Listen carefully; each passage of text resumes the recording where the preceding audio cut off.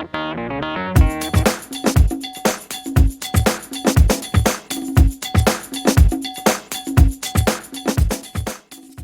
welcome to SEUPB Partner Training.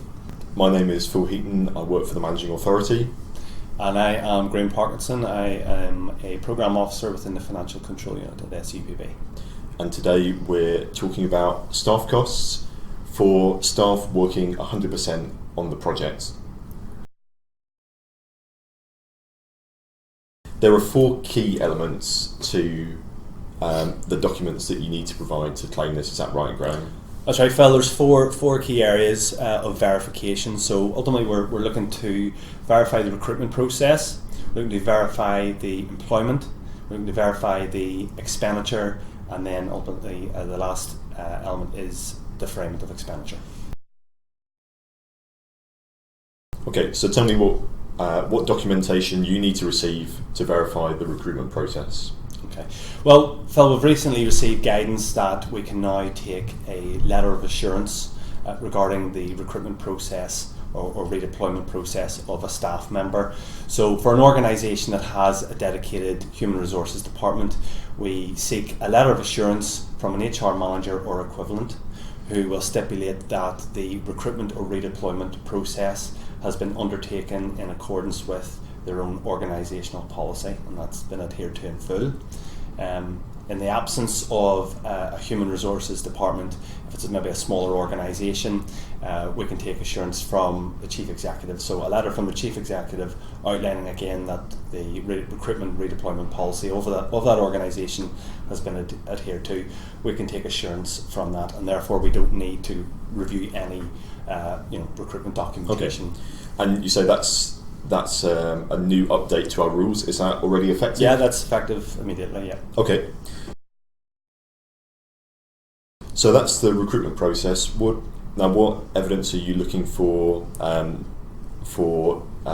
verifying that the person is employed? Well, a mandatory requirement, Phil, is that we have a signed contract of employment for that individual. Okay. So within an expenditure sample, if an individual's name is listed, then we need to verify the cost of that individual. But the starting point is the signed contract of employment. That obviously outlines the key terms and conditions for the employment of that individual. Without that document, we'll not be able to commence the verification process. Okay, so so that's the contract, and then is there also a job description you're looking for? Yeah, the job description and personnel specification for that post should be provided at the outset. So that'll be a document that'll only be required once. Okay, that'll not be a recurring requirement.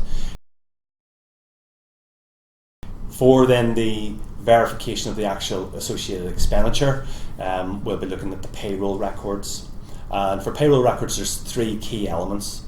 There's the gross salary cost, there's the employer's national insurance contribution, and thirdly there's the employer's pension contribution. Okay, and those three together will be the total. Hopefully, will be the total that the project is wishing to claim for. Okay, so you've said the gross salary, the national insurance, and the pension. Mm-hmm. What kind of documents should I be providing you to demonstrate this?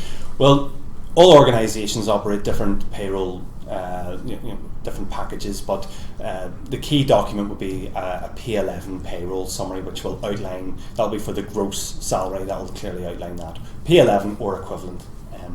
For the employer's pension costs, that the employer's pension element should be stipulated within the staff member's contract of employment.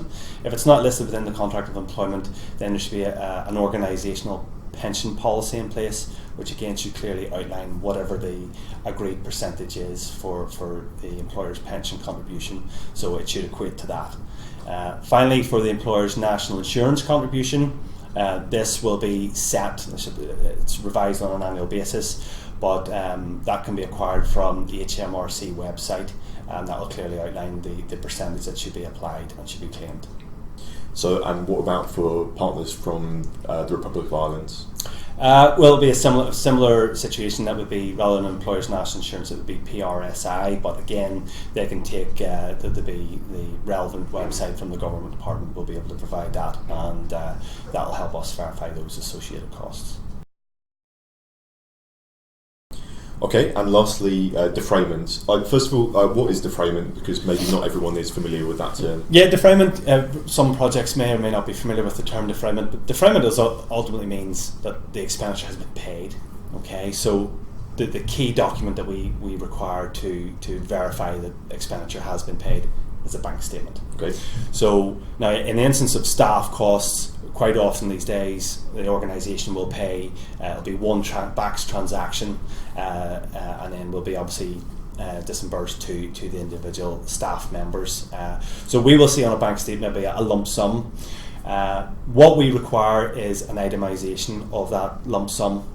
And that's to make sure that the person you're claiming for was included in that. That's right, in that big total amount. Yeah. So, but we would actively encourage the redaction of any personal data that isn't applicable to our project. So we're specifically looking for our project staff, the verification of our project staff member. So any individuals listed within that document that do not relate to our project, their details can be redacted, and we would actively encourage that. Well, thank you very much, Graham. No problem, Phil. Hopefully that was useful.